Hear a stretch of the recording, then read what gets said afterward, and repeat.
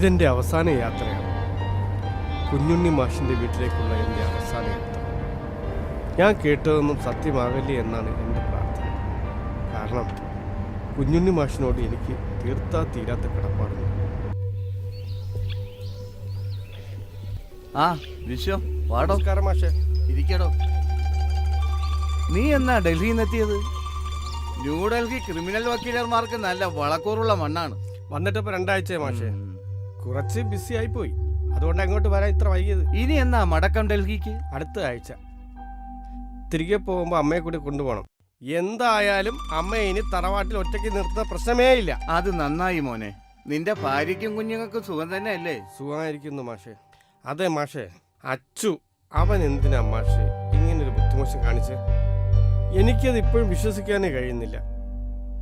അറിയില്ല മോനെ, ആണായിട്ടും പെണ്ണായിട്ടും അവനൊരുത്തനെ എനിക്കുണ്ടായിരുന്നുള്ളൂ. അവൻ എന്തിനായി കടുങ്ങുകയും ചെയ്തത് ഇപ്പോഴും എനിക്കറിയില്ല.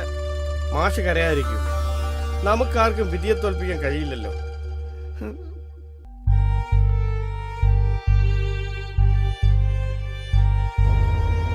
അന്ന് ഞാൻ കുഞ്ഞുണ്ണി മാഷിന്റെ വീട്ടിലിരിക്കുമ്പോൾ അച്ചുവിന്റെ പ്രസൻസ് ഞാൻ അനുഭവിച്ചറിഞ്ഞിരുന്നു. അച്ചുവിന്റെ ആത്മാവ് എന്നോട് എന്തോ പറയാൻ ശ്രമിക്കുന്നത് പോലെ എനിക്ക് തോന്നി. സ്വന്തം മകന്റെ മണ കാരണം അറിയാതെ വേദനിക്കുന്ന ഒരു അച്ഛൻ്റെ സങ്കടം അന്ന് ഞാൻ കുഞ്ഞുണ്ണി മാഷിന്റെ മുഖത്ത് കണ്ടു. അതുകൊണ്ട് തന്നെയാണ് അച്ചുവിന്റെ ഫ്രണ്ട് കിരണിനെ ഞാൻ കാണാൻ തീരുമാനിച്ചത്. ഞാൻ ബിനോയ് വിശ്വം, അഡ്വക്കേറ്റാണ്. ഞാൻ കിരണിനെ കാണാൻ വന്നത് നമ്മുടെ കുഞ്ഞുണ്ണി മാഷിന്റെ മകൻ അച്ചു. അവൻ എന്തിനാണ് ആത്മഹത്യ ചെയ്തത്? നിങ്ങൾ രണ്ടുപേരും ബാല്യകാല സുഹൃത്തുക്കളാണല്ലോ, അല്ലേ? അതുകൊണ്ട് സാറേ, എനിക്ക് വ്യക്തമായൊന്നും അറിയില്ല സാറേ. ഞങ്ങളെപ്പോലെ ഒരു ദുഷ്ടിലും അവനില്ലായിരുന്നു സാറേ. കള്ളുപിടിക്കില്ല, വലിക്കില്ല, പെണ്ണ് പിടിക്കത്തില്ല. സോറി സാറേ, ഒരു പെണ്ണിൻ്റെ മുഖത്തോലും നോക്കത്തില്ല സാറേ. അങ്ങനെ ഒരു ചെറുക്കനായിരുന്നു സാറേ അവൻ. അവൻ എന്തിനാണ് അങ്ങനെ ചെയ്തതെന്ന് അറിയില്ല സാറേ. അവൻ സുജിയുമായി എങ്ങനെയായിരുന്നു? അവരുടെ ദാമ്പത്യ ബന്ധത്തിൽ എന്തെങ്കിലും കുഴപ്പമുണ്ടായിരുന്നു? ഇല്ല സാറേ, അവന് സുജിയും നല്ല സ്നേഹത്തിലായിരുന്നു. ഒരിക്കൽ പോലും അവർ വഴക്കിട്ട് പിണങ്ങിയിരിക്കുന്നത് ഞാൻ കണ്ടിട്ടില്ല. എൻ്റെ വൈഫ് രാജീവ്, അവൻ്റെ വൈഫും നല്ല ഫ്രണ്ട്സായിരുന്നു. അതുകൊണ്ട് അവരുടെ ദാമ്പത്യ ജീവിതം ഏറെക്കുറെ എനിക്കറിയാം സാറേ. എന്തെങ്കിലും കടബാധ്യത അവനുണ്ടായിരുന്നോ? കിരണിന് വല്ലതും അറിയോ? ഇല്ല സാറേ, എൻ്റെ അറിവിൽ അങ്ങനെയൊന്നുമില്ല. പിന്നെ അവൻ്റെ കാറിൻ്റെയും വീടിൻ്റെയും ലോൺ ഉണ്ടായിരുന്നു. അതവൻ കൃത്യമായി തന്നെ അടച്ചിരുന്നു. അതൊന്നും അവൻ മുടക്കിയിരുന്നില്ല സാറേ. അച്ചു മരിച്ച വിവരം കിരൺ എപ്പോഴാണ് അറിഞ്ഞത്? അത് പിന്നെ അന്ന് രാജിയുടെ ഇളയതിൻ്റെ എൻഗേജ്മെൻ്റ് ആയിരുന്നു. ഞാൻ വൈഫ് ഹൗസിലായിരുന്നു, ശാർക്കര. ഞങ്ങൾ ഉച്ചതിരിഞ്ഞ് ഇറങ്ങാൻ നേരത്താ എനിക്കൊരു കോൾ വന്നു.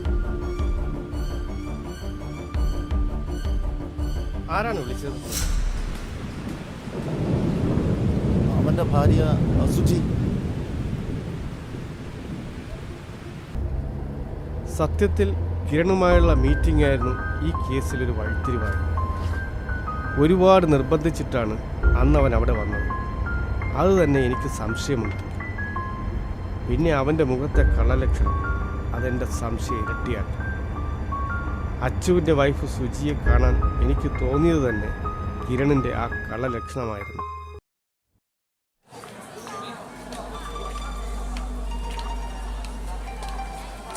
ഞാനൊരു അഡ്വക്കേറ്റാണ്. എനിക്ക് ക്ലാസ് ടീച്ചർ സുജി ഒന്ന് കാണണം. ശരി, പേരൊന്നും എഴുതണം കേട്ടോ. സുജി, നിങ്ങൾ പൂർണ്ണ സമ്മതത്തോടെ തന്നെയായിരുന്നു അച്ചുവിനെ വിവാഹം കഴിച്ചത്? അതെ സർ. പിന്നെ അച്ഛനും അമ്മയും പറഞ്ഞു, ഞാൻ അനുസരിച്ചു. അച്ചുവിന് കുറച്ച് പ്രായക്കൂടുതലുണ്ടായിരുന്നു. അയാളത്ര കാണാൻ ഹാൻഡ്സം ഒന്നും അല്ലായിരുന്നു. എന്നിട്ടും സുജിക്ക് ഇഷ്ടമായിരുന്നു. അത് പിന്നെ അദ്ദേഹത്തിന് ഗവൺമെൻറ് ജോബ് ഉണ്ടായിരുന്നു. ഒരു വെറ്റിനറി ഡോക്ടറുടെ വൈഫാകുന്നത് ഒരു ഭാഗ്യമല്ലേ സാർ. പിന്നെ അച്ഛനും അമ്മയും നിർബന്ധിച്ചു, അങ്ങനെ എനിക്ക് ഇഷ്ടമാണ്. നിങ്ങൾ തമ്മിൽ എന്തെങ്കിലും പ്രശ്നങ്ങളുണ്ടായിരുന്നു? ഇല്ല സാർ, അച്ചൂട്ടൻ എന്നെ ജീവനായിരുന്നു. അച്ചുവിന് മറ്റെന്തെങ്കിലും തരത്തിലുള്ള റിലേഷൻഷിപ്പ് ഉണ്ടായിരുന്നു? ഇല്ല, അച്ചൂട്ടനൊരു പാവമായിരുന്നു സാർ. ഹോസ്പിറ്റൽ, വീട്, അത് മാത്രമായിരുന്നു അദ്ദേഹത്തിൻ്റെ ലോകം. അങ്ങനെ ആരോടും ഒരു ഫ്രണ്ട്ഷിപ്പും ഉണ്ടായിരുന്നില്ല അദ്ദേഹത്തിന്. പിന്നെ എന്തിനാണ് അച്ചു ആത്മഹത്യ ചെയ്തത്? അറിയില്ല സാർ, എനിക്കൊന്നും അറിയില്ല.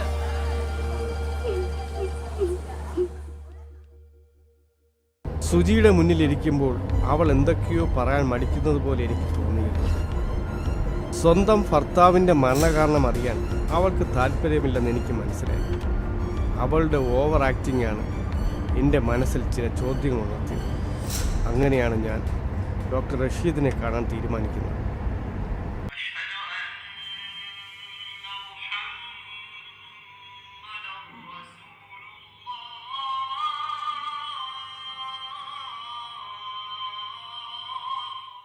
വിഷം, താൻ അങ്ങനെ ചിന്തിക്കുന്നതിൽ തെറ്റൊന്നുമില്ല.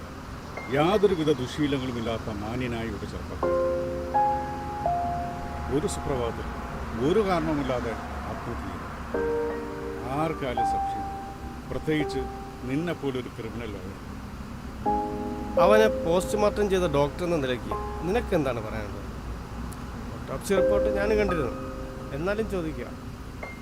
എടാ, നീ എൻ്റെ സുഹൃത്തായതുകൊണ്ട് പറയുന്നതല്ല. എനിക്കും ഡൗട്ടുണ്ടാക്കരുത്, പക്ഷേ എനിക്കത് തെളിയിക്കാനാകില്ല.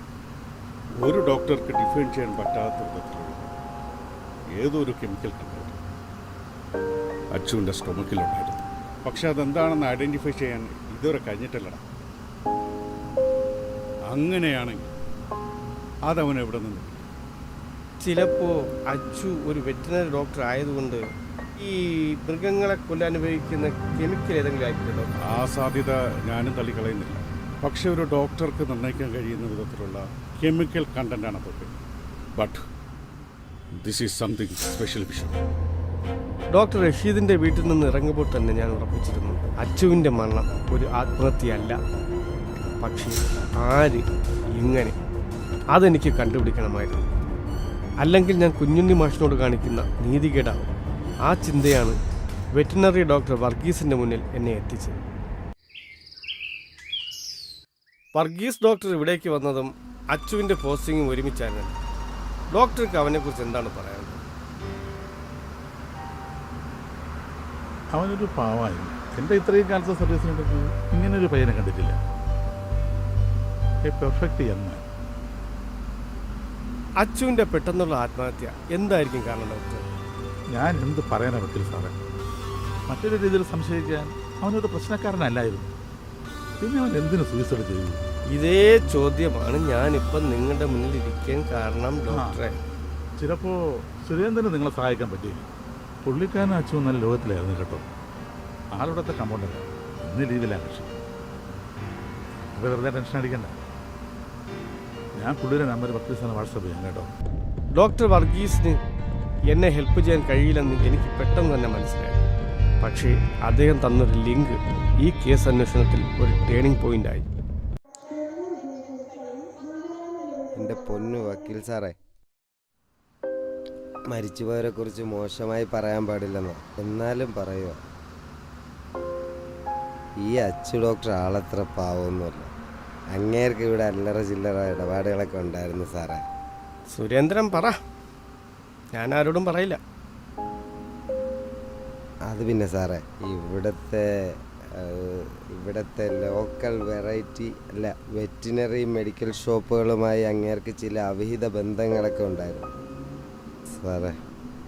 ഒരു മൃഗാശുപത്രിയിൽ വരുന്ന മരുന്നുകളും പിന്നെ മറ്റേ ബീജവും ഒക്കെ എടുത്ത് തിരിമറി നടത്തിയിരുന്നു സാറേ ഈ അച്ചു ഡോക്ടർ.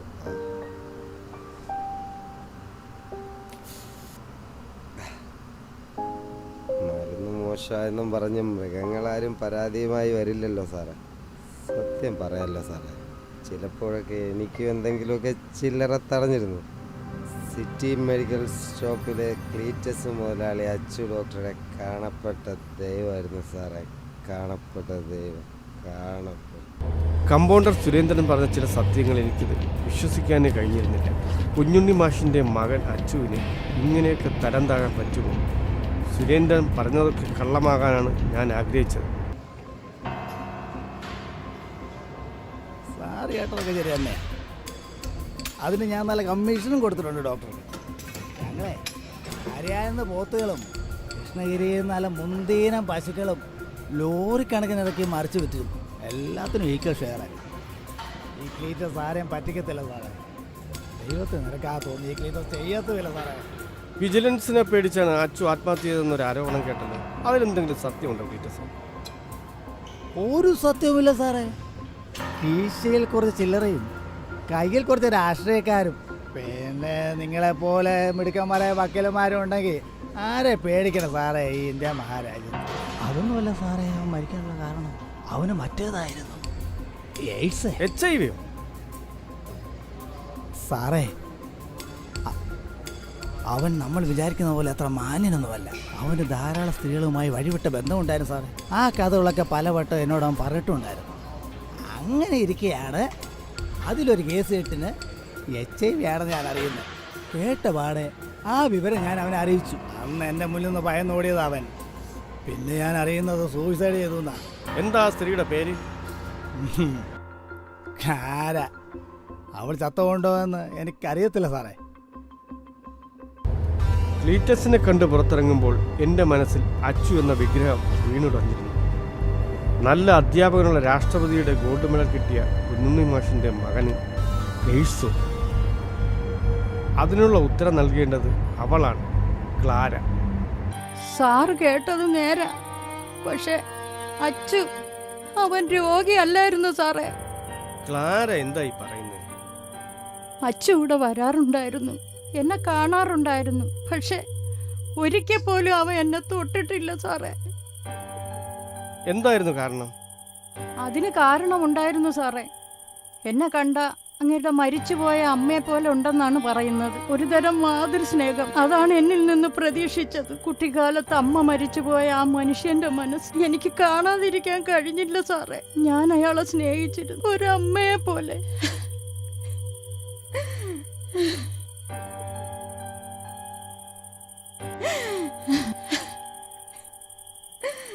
ക്ലാര അച്ചുവിനെ എന്ന് അവസാനമായി കണ്ടത്? മരിക്കുന്നതിന് ഒരാഴ്ച മുമ്പ് എന്നെ കാണാൻ വന്നിരുന്നു. അവന്റെ ഭാര്യയുമായിട്ട് ചില പ്രശ്നങ്ങൾ ഉണ്ടെന്ന് പറഞ്ഞു. എല്ലാത്തിനും പിന്നിൽ ഏതോ രാജി എന്ന് പറഞ്ഞ സ്ത്രീയാണെന്ന് പറഞ്ഞു. ആരാ രാജി എന്ന് എന്നോട് പറഞ്ഞില്ല. ഞാൻ ചോദിക്കാനും പോയില്ല സാറേ. ക്ലാരയുടെ വീട്ടിൽ നിന്നും മടങ്ങുമ്പോൾ സത്യത്തിൽ മനസ്സിലൊരു കുളിർമഴ പെയ്ത പ്രതീതിയായിരുന്നു. ഒരിക്കലും എൻ്റെ കുഞ്ഞുണ്ണി മാഷിൻ്റെ മകന് വഴിവിഴക്കില്ല.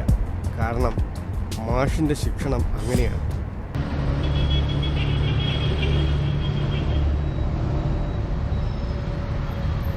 ഹലോ, രാജി. അതാണ് രാജി.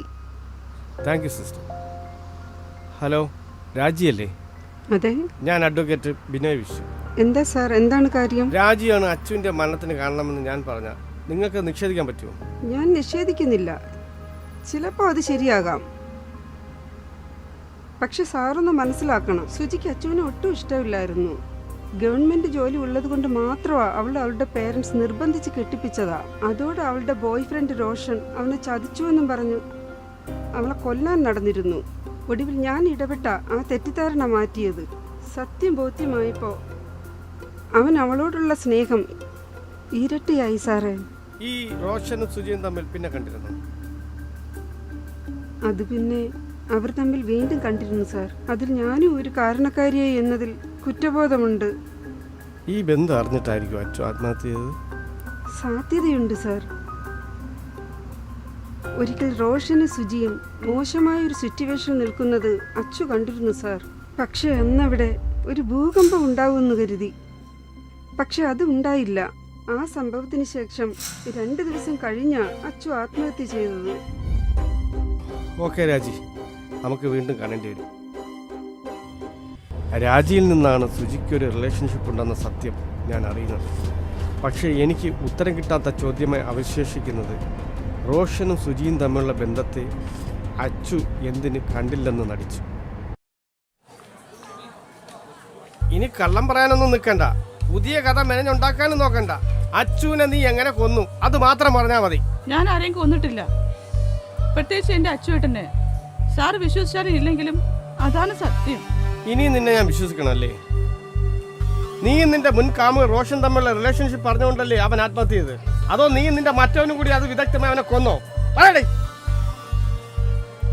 സാർ, ഞാനൊരു സ്ത്രീയാണ്, ഭാര്യയാണ്, ഒരമ്മയാകാൻ ഞാൻ ആഗ്രഹിച്ചു.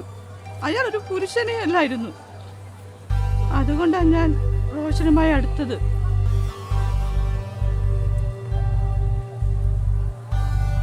നിങ്ങളുടെ ആ ബന്ധത്തിന് അച്ചു മൗനസമ്മതം നൽകിയിരുന്നു അല്ലേ?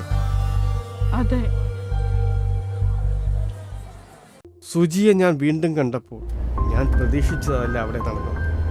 അവളൊരു സ്ത്രീയാണെന്നും ഒരു ഭാര്യയാണെന്നുമുള്ള ബോധം എനിക്കില്ലാതെ പോയി. കാരണം അച്ചുവിനോടുള്ള അന്ധമായ സ്നേഹവും കുഞ്ഞുണ്ണി മാഷിനോടുള്ള കടപ്പാടുമായിരുന്നു. അച്ചുവിൻ്റെ ആത്മഹത്യയ്ക്കും കൊലപാതകത്തിനും ഇടയിലുള്ള നേർരേഖ വ്യക്തമാകുന്നില്ല. അതിനുള്ള ഉത്തരം തരാൻ ഈ ലോകത്തിൽ ഇനി റോഷന് മാത്രമേ കഴിയൂ. റോഷൻ, നീ കാരണമാണ് അച്ചു ആത്മഹത്യ ചെയ്തതെന്ന് ഞാൻ പറഞ്ഞ നിനക്ക് നിഷേധിക്കാൻ കഴിയും? കഴിയും സാർ. ഈ ചോദ്യം എന്നോട് ചോദിക്കാൻ കാരണം അവളാണെന്ന് എനിക്കറിയാം. സുജി. ഒരു കാലത്ത് ഞാൻ അവളെ സ്നേഹിച്ചിരുന്നു, എൻ്റെ ജീവന് തുല്യം. പക്ഷേ എന്നെ തേച്ചിട്ട് പോയതോടെ ഞാൻ ആ ബന്ധം വിട്ടു. പിന്നെ രാജിയും സുജിയും നിന്നെപ്പറ്റി പറഞ്ഞതൊക്കെ കടങ്കഥകളാണ്. കടങ്കഥകൾക്ക് ഉത്തരം കണ്ടെത്താൻ എളുപ്പം കഴിയും, പക്ഷേ ഈ കടങ്കഥയ്ക്ക് ഉത്തരം കണ്ടെത്താൻ കഴിയില്ല സാർ. അവളൊരു സമസ്യയാണ്. ആറാം ഇന്ദ്രിയങ്ങൾക്കുമപ്പുറം നമ്മളെ കുഴയ്ക്കുന്ന ഒരു സമസ്യ. നീ അവളെ കാണാൻ പലവട്ടം പോയിരുന്നു. ഒരു വട്ടം അത് അച്ചു കാണുകയും ചെയ്തു. അവൻ്റെ ആത്മഹത്യക്ക് കാരണം നിങ്ങൾ തമ്മിലുള്ള റിലേഷൻഷിപ്പ് അല്ലായിരുന്നു? ഒരിക്കലുമല്ല സാർ. അയാൾക്ക് കഴിവില്ലെന്ന് അവൾ തന്നെ എന്നോട് പറഞ്ഞിരുന്നു. അവൾക്കൊരു കുഞ്ഞിനെ വേണമായിരുന്നു. അയാളുടെ സമ്മതത്തോടെ തന്നെ അവൾ എന്നെ പലപ്പോഴും വിളിച്ചിരുന്നു. എന്തുകൊണ്ടോ എൻ്റെ മനസ്സതിനെ അനുവദിച്ചില്ല. അന്നേരമാണ് ഞാൻ അറിയുന്നത് സാറേ, ഡോക്ടറെ കെട്ടാൻ അവളെന്നെ മനഃപൂർവ്വം തേച്ചതാണ്. അല്ലാതെ അവളുടെ അച്ഛനമ്മയെ നിർബന്ധിച്ചിട്ടല്ല.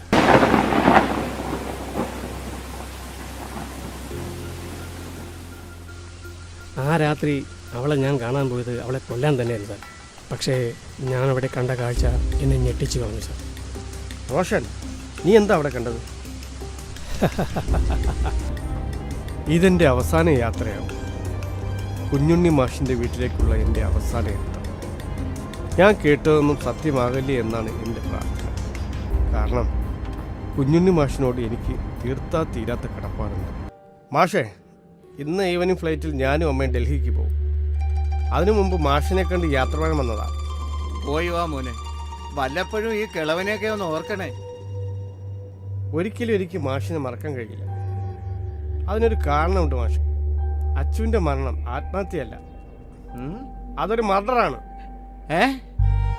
റോഷൻ അയാൾ കണ്ട സത്യങ്ങളെല്ലാം എന്നോട് പറഞ്ഞു. എനിക്കത് വിശ്വസിക്കാനേ കഴിഞ്ഞില്ല. നിങ്ങളുടെ മരുമകൾ സുജി നിങ്ങൾക്കാരായിരുന്നു മാഷ്?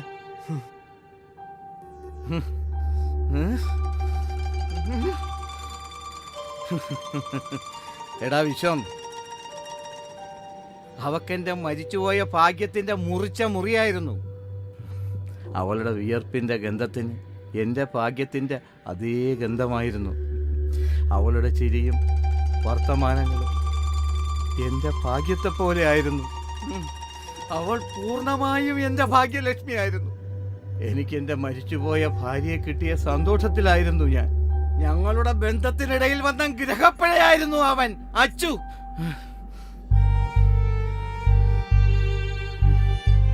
സ്വന്തം മകനെ കൊന്നത് എങ്ങനെയെന്ന് എന്നോട് പറയാൻ നിൽക്കണ്ട. പിന്നാലെ പോലീസ് വരുന്നുണ്ട്, അവരോട് പറഞ്ഞാൽ മതി. പഴയ BSc കെമിസ്ട്രിക്കാരൻ.